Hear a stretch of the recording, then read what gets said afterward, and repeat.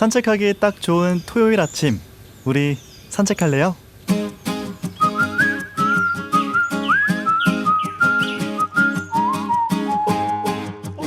50년간 15만 명의 환자를 돌봤다는 정신과 의사 이근우 박사. 그는 이렇게 말했습니다. 행과 불행은 사람이 만들어낸 신기루입니다. 행, 불행 경계는 명확하지 않습니다. 간소하게 끼니만 때워도 행복한 사람이 있고 진소성찬을 차려 먹어도 불행을 느끼는 사람이 있죠. 신기루와 같으니 가타부타 따질 것이 되지 못합니다. 인류가 긴 시간 행복이란 무엇인지를 찾아다니면서도 답을 내리지 못한 이유, 그 때문이 아닐까 싶어요. 자, 그렇다면 여기서 한 가지 궁금증이 생깁니다. 도대체 그 행복, 우리는 어떻게 찾을 수가 있을까요? 여기에 대해서도 이근우 박사가 말했더군요. 분명한 건 자기 성질대로 잘 살다 보면 만족하고 만족이 지속되면 행복을 느끼게 됩니다. 그러니까 행복이란 자기 성질을 찾는 것, 자기 성질을 만들어 나가는 것, 그 여정이 아닐까 싶어요. 내가 즐거운, 내가 만족하는 작은 일은 무엇인가요? 그 순간순간을 이어붙여서 오늘도 잘 살아가 보기로 하죠. 여러분과 함께하는 105번째 산책입니다. 안녕하세요. 아나운서 서정모입니다.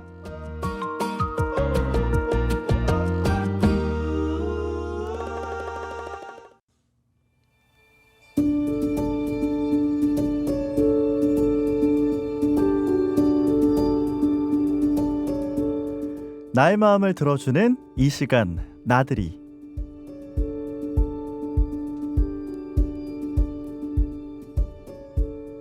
네, 나의 마음을 들어주고 무거운 짐까지 들어드리는 이 시간, 나들이로 함께 하겠습니다. 우연히 불합리함이 우리를 힘들게 하더라도 그럼에도 불구하고 우리는 나만의 즐거움을 찾아가며 또 오늘을 잘 살아가 봐야겠죠. 우리 산책할래요 105번째 산책, 오늘은 박성용 정신건강의학과 전문의와 함께하겠습니다. 안녕하세요. 네, 안녕하세요. 네, 반갑습니다. 우리 산책할래요 청취자분들과는 처음 만나 뵙게 되셨습니다. 먼저 인사를 부탁드릴까요? 네, 안녕하세요. 현재 서면에서 마음인 정신건강의학과에서 진료 중인 전문의 박성용이라고 합니다. 네, 잘 부탁드립니다. 네, 오늘 또 첫 출연이셔가지고 약간 긴장도 하고 계시는 것 같은데 좋은 이야기 많이 해주실 거라고 생각하면서 질문을 좀 드려보겠습니다. 다음 주가 당장 설 연휴가 시작이 됩니다. 설 연휴 하면 반가운 마음과 동시에 스트레스 받는 일들이 또 있겠구나 이런 생각을 하게 되잖아요. 설 연휴에 받게 되는 스트레스를 좀 덜어내는 방법 있을까요? 우선 젊은 분들은 결혼, 취업, 입시 같은 잔소리를 많이 들으실 것 같고 네. 나이대가 좀 올라간다면 친척들에게 용돈을 주거나 시댁을 방문하는 등의 스트레스가 좀 있을 것 같습니다. 흔히 주고받는 대화 속에서 의도치 않게 상대한테 상처를 준다거나 네? 도움을 주려 말을 한 게 불필요한 훈수가 되기도 합니다.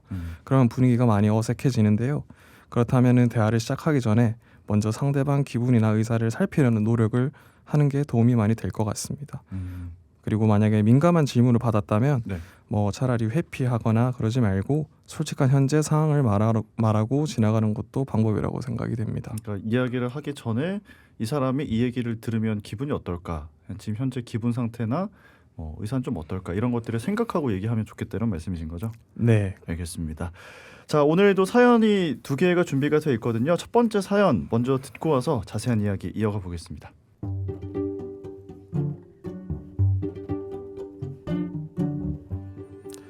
저는 평소에 덤벙거린다는 말을 잘 듣습니다. 잘 까먹고 실수는 잦고 일을 차근차근 하는 게 힘들다고 해야 할까요? 그런데 얼마 전 저 같은 사람이 ADHD일 수 있다는 이야기를 들었어요. 그래서 검색을 해봤더니 공감 가는 면이 많더라고요. 일단 청력엔 문제가 없는데 말을 잘 못 알아먹어요. 뇌에 입력이 안 된다고 해야 할까요? 책을 읽는 것도 힘들어요. 글자가 뇌에 잘 안 들어옵니다. 그리고 계획을 짜고 계획대로 움직이는 게 힘들어요. 이거 하다 저거 하다 효율이 부족합니다. 대신 제가 좋아하는 것에 한해서는 집중력이 높습니다. 또 감정 기복이 심하고 멘탈도 약합니다. 그렇다 해서 일상생활이 안 되는 건 아니에요. 중요한 일에 한해서는 신경을 곤두세워서 그럭저럭 잘 해내요. 예를 들면 ADHD 환자는 돈 관리가 안 된다는데 저는 돈 관리는 잘하거든요. 그래서 내가 ADHD인가 아닌가 판단이 안 서더라고요. 성인 ADHD 질환에 대해 좀 더 자세히 알 수 있을까요?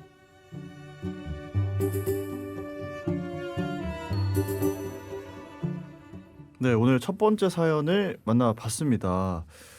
이게 한동안 좀 많이 언급이 됐었던 건데 ADHD이기는 한데 보통은 아이들의 ADHD를 이야기 많이 하잖아요. 근데 성인이 붙어서 성인 ADHD, 나도 그런 거 아닌가 이런 얘기를 참 많이 했던 기억이 있는데요. 어떤 질환인지부터 좀 살펴볼까요?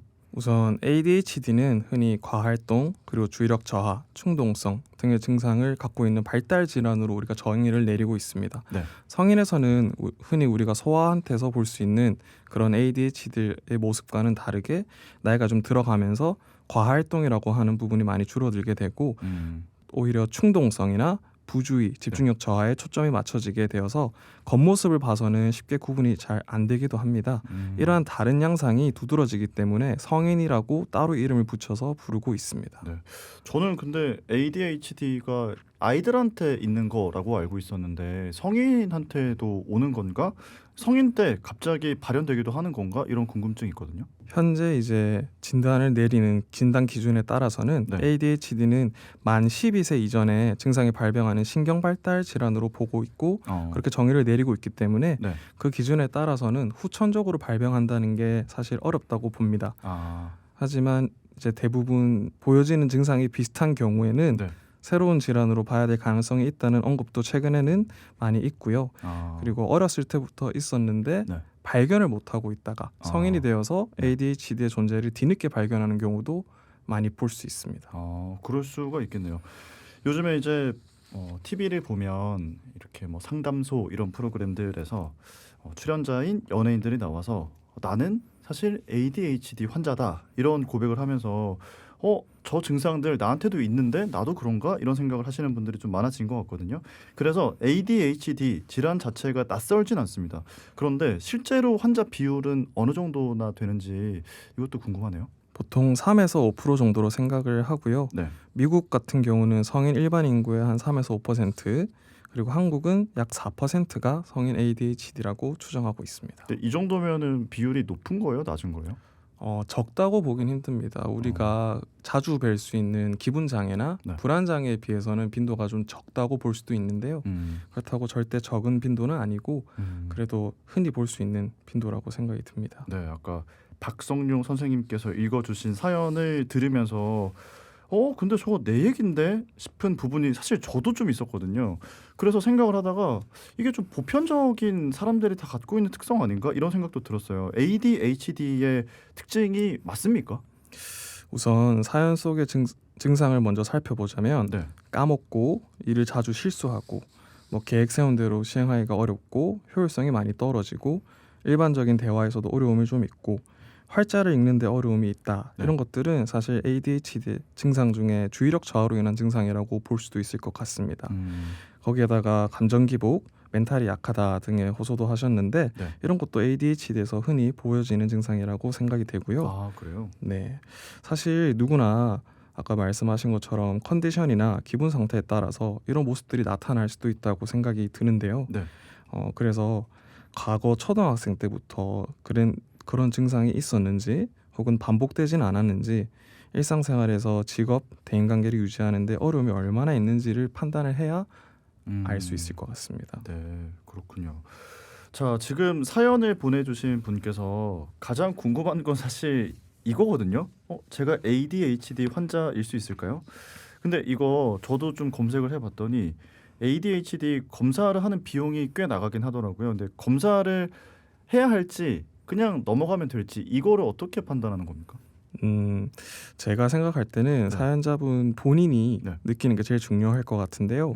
일상생활의 기능의 저하가 얼마나 있는지, 네. 예를 들어서 정말 간혹 한 달에 한 번 정도 있을까 말까 한 수준이라면, 그리고 그 정도의 피해가 크지 않다면 그냥 넘어갈 수도 있을 것 같은데 네. 많이 반복이 되고 이걸로 인해서 취업이라든지 일이라든지 공부가 어려움을 겪고 있다라고 네. 한다면 검사를 받아보는 게 필요해 보입니다.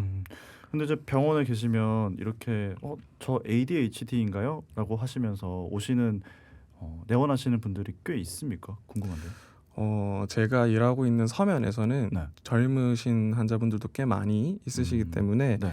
20, 30대 혹은 뭐 10대 후반에도 공부를 하다가 집중을 잘 못하겠다. 네. 혹은 수업 시간에 들은 게 머릿속으로 잘 안 들어온다는 이유로 많이 찾아주고 계시긴 합니다. 그렇군요. 자, 이렇게 해서 나는 일상생활에 좀 지장이 있다. 검사를 한번 받아보고 싶다. 이런 생각하시는 분들이 있을 텐데 검사는 뭐 어떻게 하는 겁니까? 우리가 흔히 인터넷에 성인 ADHD라고 치면은 처음에 나올 수 있는 간단한 자가 검사지가 있습니다.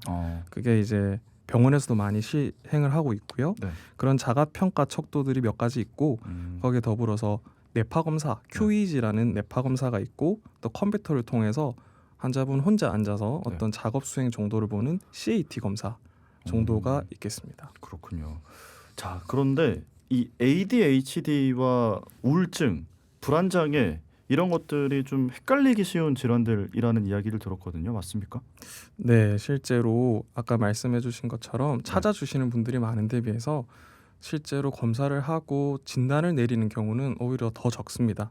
그 이유가 우울증이나 불안장애의 경우에도 인지기능 증상, 그러니까 기억력이나 집중력이 저하되는 증상들이 동반되는 경우가 흔합니다.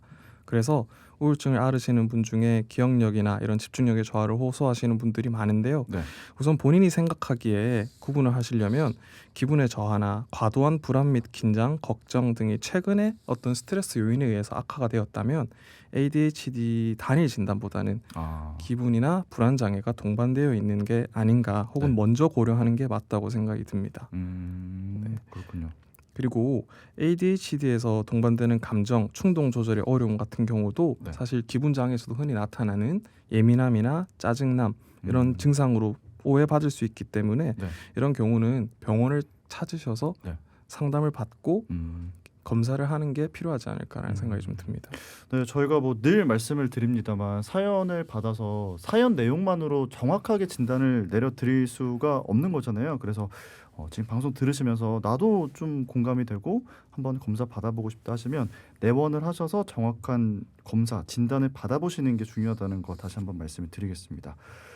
자, 그러면 이제 성인 ADHD다 이렇게 판단을 받게 됐어요. 어떤 치료를 받게 되는지 그리고 치료를 하면 이제 정상적인 생활을 바로 할 수 있게 되는 것인지 이런 것들도 좀 짚어봐야 될 것 같습니다. 네, 대부분 진단을 받게 되면 현재는 약물 치료를 바로 하게 됩니다. 약물의 종류는 여러 가지가 있지만 약물 치료를 하게 되는 경우 즉각적인 변화를 보여주는 경우도 꽤 있습니다. 그래서 약물의 조절이나 약물을 유지하는 데 시간이 물론 필요하지만 대부분은 약물을 쓰면서 증상이 호전되는 경우가 많이 있고요. 약물 치료 외에는 인지행동 치료 혹은 CBT라고 불리는 것들이 있습니다. 이런 것들을 같이 시도를 많이 합니다. CBT 이거 인지행동 치료는 뭐 어떤 겁니까? 우선 CBT라고 하는 개념은 우리가 문제가 되는 어떤 질환이나 장애에 있을 때 그거의 근본적인 문제점들을 우리가 나열을 하고 훈련을 하고 과제를 설정해 줍니다. 그래서 시간은 좀 오래 걸릴 수 있고 드는 노력의 품은 훨씬 많이 들 수는 있지만 이걸 반복하면서 약물 없이도 호전되는 모습들, 뭐 대체 방법들 이런 것들을 여러 가지 시도하면서 증상의 호전을 경험할 수 있습니다. 그렇군요. 자, 지금 방송 듣고 계시는 분들께서 이제 공감을 많이 했다는 건 ADHD 환자는 아니지만 좀 덤벙거리는 내 성격, 성향이 그런 것들로 이어지는 건가 이렇게 생각하시는 것 같거든요. 좀 단순하게 내가 ADHD 환자는 아닌데 이런 것들을 좀 줄이는 방법 어떤 팁이 있다면 부탁드리겠습니다. 네, 제가 진료실에서 많이 듣는 방법들 중에 하나가 휴대폰의 캘린더 앱이나 투두리스트 같은 걸 작성해서 그걸 이제 까먹지 않고 잘 수행하는 것이라고 말씀을 많이 해주시는데요. 심하신 분들은 이걸 적어놓고도 까먹는 분들이 많습니다. 그래서 또다시 시도할 수 있는 방법 중에 하나가 그 전날에 자기 전에 한 20-30분 정도 시간을 들여서 그 다음 날의 계획을 아주 세세하게 다 시간이랑 같이 작성을 하는 겁니다. 그래서 그 한 페이지를 찍어 놓으면 그 다음 날 그 한 페이지만 봐도 이제 잊어먹을 일이 없고 까먹을 일이 없고 훈련이 되면 훨씬 더 능숙하게 할 수 있는 그런 방법을 좀 권유드리고 싶습니다. 네. 자, 이렇게 해서 첫 번째 사연에 대해서 솔루션을 드렸고요. 저희 샵 2260번 샵 둘둘60 문자창 열려 있습니다. 나도 좀 고민이 있다. 이거 좀 진단을 받아보고 싶다 하시는 분들이 있으시다면 문자로 남겨주시면 되고요. 짧은 건 50원, 긴 건 100원의 정보 이용료 있습니다. 자, 이어서 두 번째 사연 듣고 와서 또 이야기 이어가 보겠습니다.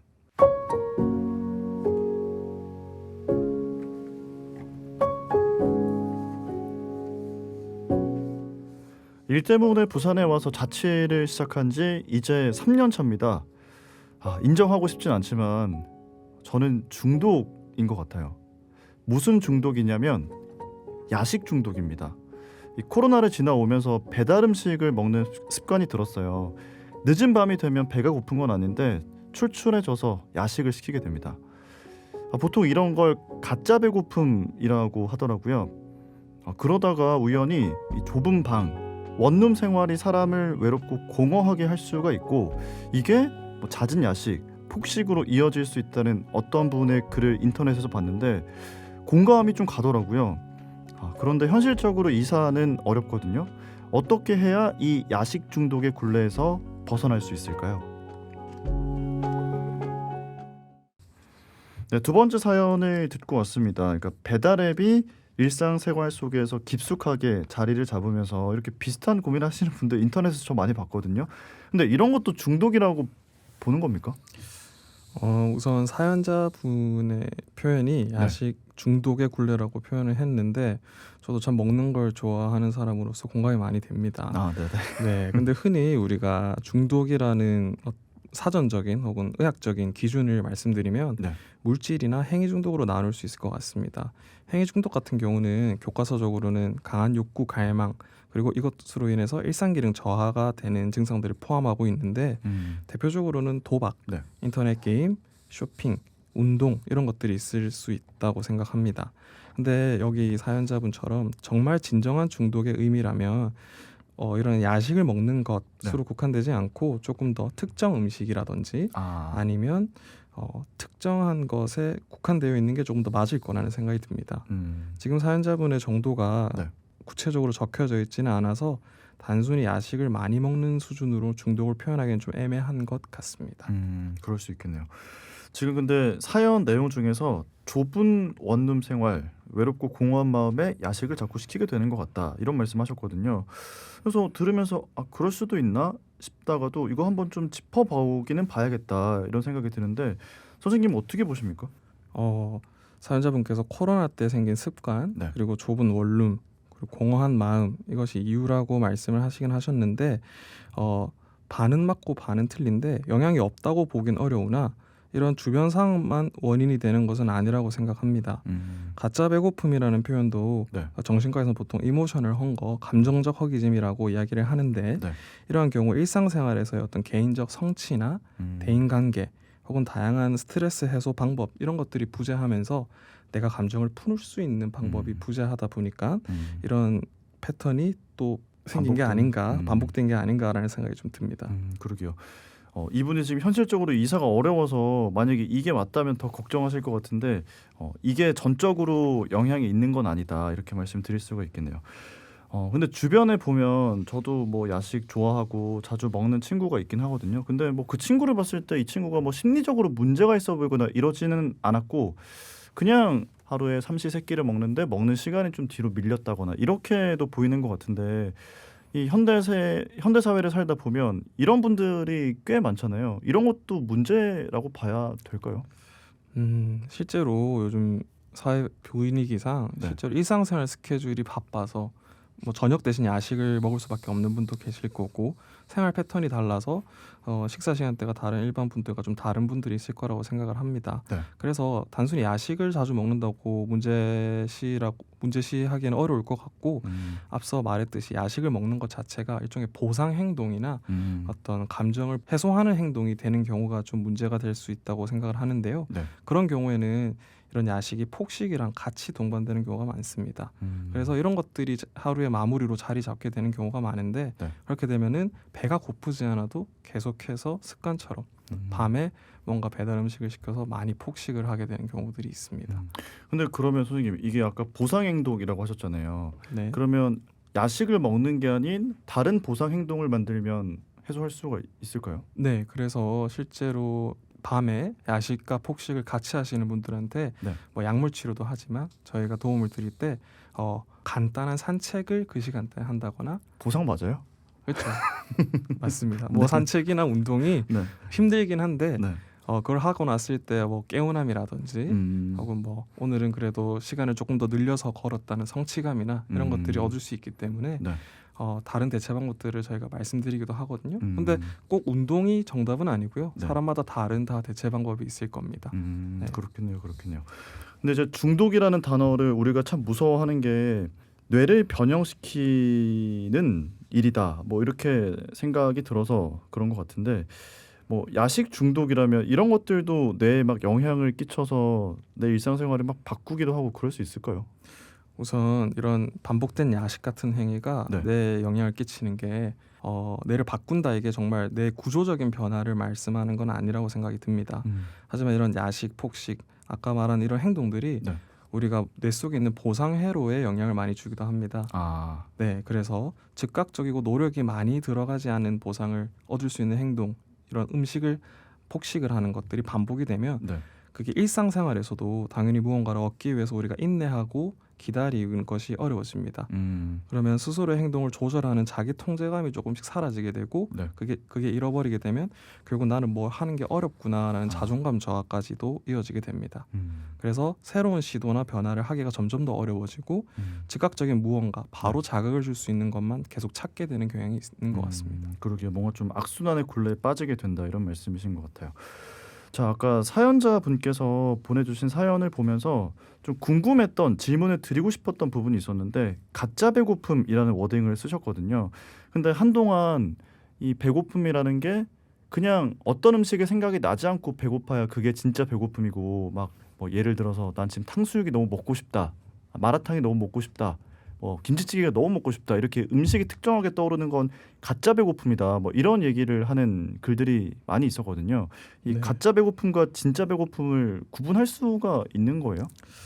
우선은 저도 그런 글을 인터넷에서 많이 봤습니다. 네. 네, 저도 그래서 사실 이게 뭐 교과서적으로나 정해진 건 아닙니다만 제가 이제 자주 이야기를 나누면서 환자분들과 이야기를 나누면서 많이 드는 생각은 진짜 배고픔이라는 건 정말 생리적인 배고픔이고 혈당 수치가 떨어지는 것이기 때문에 네. 정말 그 배에서 꾸르륵 소리가 난다거나 이런 것들이 많을 거고, 가짜 배고픔 같은 경우는 뭐 스트레스가 선행되는 경우들이 훨씬 많다고 생각이 듭니다. 뭐 스트레스 받는 일을 뭐 회사에서 겪고 퇴근한 이후에라든지. 네. 그래서 아까 말씀하신 것처럼 당연히 특정 음식이 먹고 싶은 경우가 가짜 배고픔의 경우는 더 많을 거라고 생각이 듭니다. 그렇군요. 그리고 또 가짜 배고픔의 경우는 먹는 것이 아니라 다른 행동을 하면서 시간을 조금만 지체시키는 경우에 이 배고픔의 정도가 줄어드는 경우도 많이 볼 수 있어서 제가 아까 말씀드린 것처럼 바로 먹지 말고 네. 다른 행동들을 뭔가 하면서 이 감정을 좀 지체시키면 그런 감정이 좀 욕구가 줄어들기도 합니다. 그러니까 뭐 이건 진짜 배고픔, 저건 가짜 배고픔 이렇게 딱 나눌 수는 없지만 가짜 배고픔 같은 경우에는 시간이 좀 지나면 오히려 괜찮아지는 경우도 있으니 좀 지켜볼 필요가 있다, 이런 말씀이신 것 같습니다. 자, 오늘 사연을 보내주신 분, 뭐 결국에는 야식 중독의 굴레에서 어떻게 벗어날 수가 있을까, 여기에 대한 솔루션을 얻고 싶으실 것 같거든요.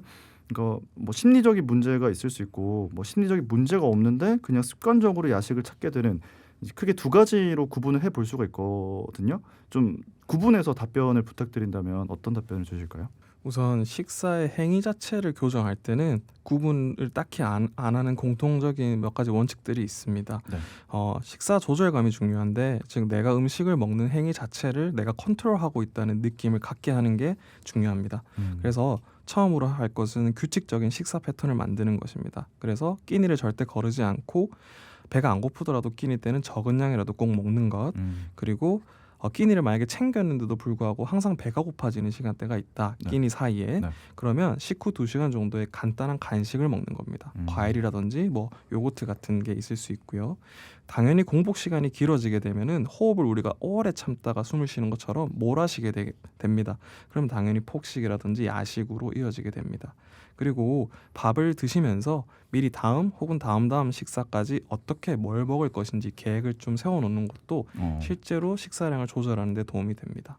그래서 결국 마지막으로는 식사를 한 끼를 먹는다는 것 자체가 네. 어떤 하나의 행위가 된다고 꼭 알고 계셔야 됩니다. 뭐 우리가 차 안에서 대충 먹는다, 혹은 뭐 TV 앞에서 대충 뭐 옷 갈아입으면서 먹는다 이런 네. 것들이 아니라 책상에 앉아서 밥을 차리고 언제부터 언제까지 먹고 네. 치운다 이렇게 명확하게 하나의 행위가 되는 것이 중요하다고 아. 생각이 됩니다. 네, 그렇군요. 그리고 이제 심리적인 문제가 좀 동반이 돼 있다. 이런 경우에는 어떻게 하는 게 좋을까요? 여기서 심리적인 문제가 동반이 되어 있는 경우에는 네. 우선 기분 장애를 의심할 만한 뭐 기분 저하, 무기력 등의 증상이 있는지 없는지 확인하는 게 필요할 것 같고요. 그다음에 적절한 스트레스 해소 방법이 없어서 이런 건 아닌가도 고민해야 될 것 같습니다. 네. 그러면 규칙적으로 내가 지속 가능한 어떤 해소 방법을 하나 만드는 것도 도움이 될 것 같습니다. 하지만 이런 것들이 사실 스스로 조절이 좀 어렵다고 저는 생각을 하거든요. 네. 그러면 가까운 정신과에 방문을 해서 도움을 좀 받는 게 어떨지 하는 생각이 좀 듭니다. 네. 자, 이렇게 해서 오늘 두 번째 사연에 대해서도 솔루션을 좀 드려봤습니다. 오늘 박성용 정신건강의학과 전문의와 첫 번째 만남이었었는데요. 좀 어떠셨습니까? 네, 처음이라서 긴장을 좀 많이 한 것 같은데 네.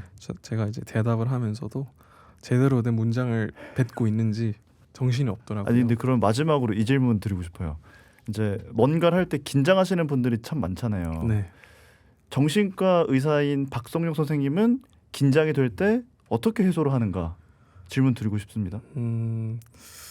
우선 가장 편한 방법은 약을 먹습니다. 뭐 인데놀이라고 하는 약을 먹는데 먹으면 긴장이 싹 풀립니다. 네네. 오늘은 제가 먹지 않고 와서 좀 긴장을 한 것 같은데 네. 아니면 이제 머릿속으로 좀 시뮬레이션을 합니다.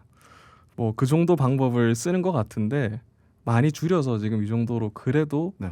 얘기를 하고 있는 게 아닌가라는 생각이 좀 들긴 합니다. 아, 알겠습니다. 다음에 또 뵐 수 있기를 바라면서 오늘은 여기서 보내드리겠습니다. 오늘 말씀 감사합니다. 네, 감사합니다. 네, 지금까지 박성용 정신건강의학과 전문의와 함께했습니다.